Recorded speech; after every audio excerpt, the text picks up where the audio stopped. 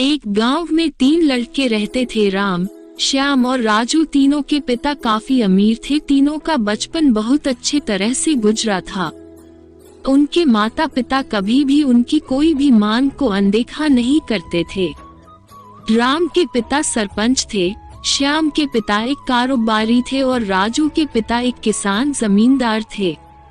छोटी उम्र से ही उन सबको लाड प्यार ने ऐसा बना दिया था कि ना तो उनको मेहनत का पता था और ना ही उनको समय की परवाह थी। अक्सर वह सारा दिन बस घूमते रहते थे।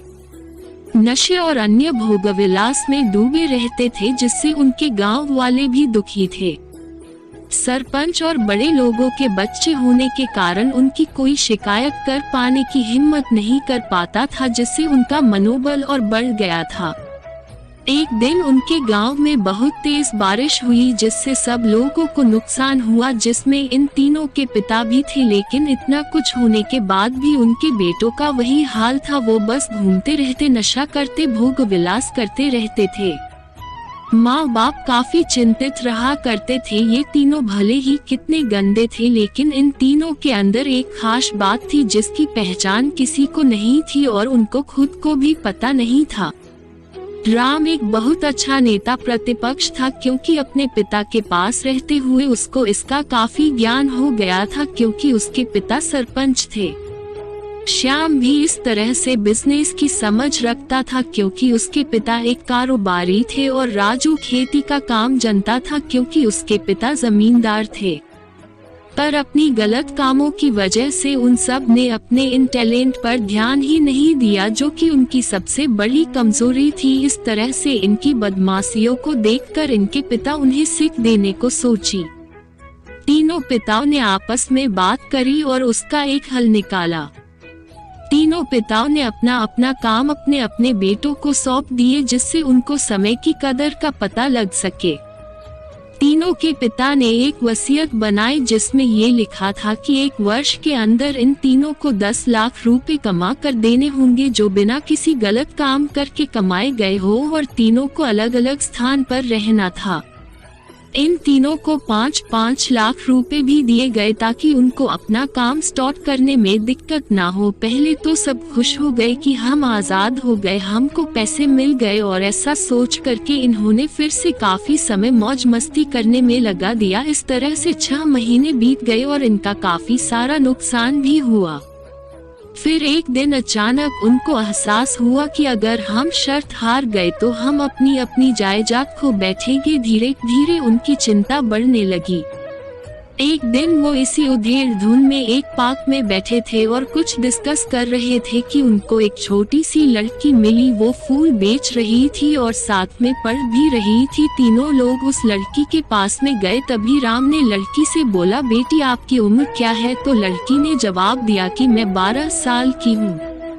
अंकल। इतना सुनते ही राम ने आचार्य से पूछा कि आप इतने छोटे होकर के खेल नहीं रहे हो? इस पर लड़की ने जवाब दिया कि मेरे पापा अब इस दुनिया में नहीं है और माता बीमार रहती है, इसीलिए मैं ये काम करती हूँ।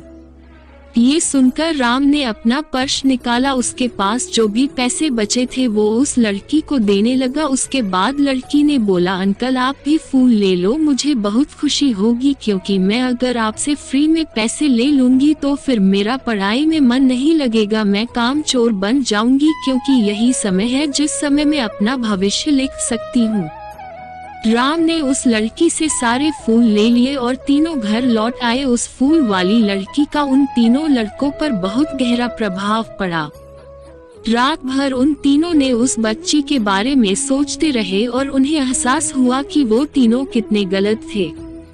तीनों ही दोस्तों को एहसास हुआ कि आज भी उनके पास 6 महीने का समय है अपने पिता के दिए गए काम को पूरा करने का और भविष्य बनाने का।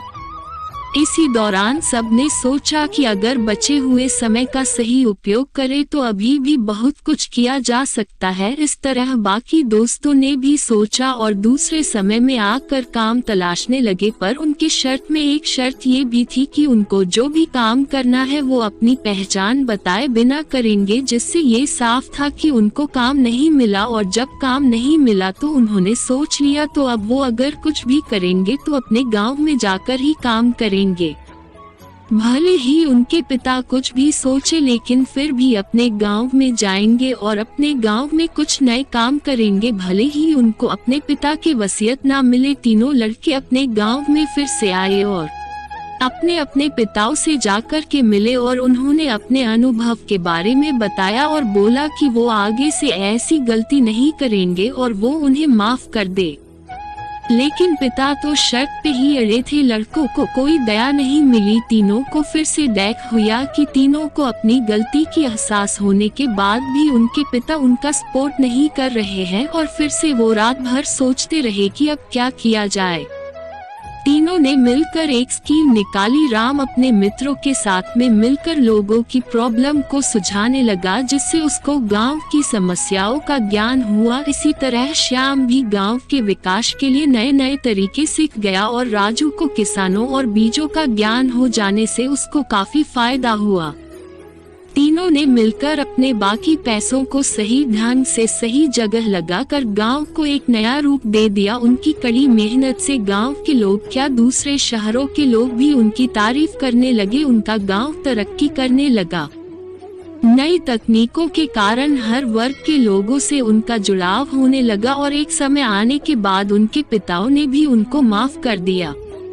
इस तरह से दोस्तों, उन तीनों को समय की कीमत का अंदाजा हुआ कि पहले वो कितना समय बर्बाद कर रहे थे, लेकिन जब से उनको समय की कीमत का अंदाजा हुआ तब से उन्होंने समय को बर्बाद नहीं किया और काम करके पैसा कमाया, नाम कमाया और ये सीखा ईमानदारी से जिंदगी कैसे जीते हैं। दोस्तों, कुल मिलाकर कहने का मतलब यही है कि आप सभी समय को बर्बाद ना करें। अगर ये समय आपके हाथ से निकल गया तो कुछ नहीं कर सकते हैं, और हाँ, समय के पास इतना समय नहीं है कि वो आपको दोबारा समय दे। समय बर्बाद करने का हजारों तरीका है, लेकिन आप ऐसा कोई तरीका चुनिए जो आपकी जिंदगी बदल दे, इस समाज की जिंदगी बदल दे, इस देश का भविष्य बदल दे।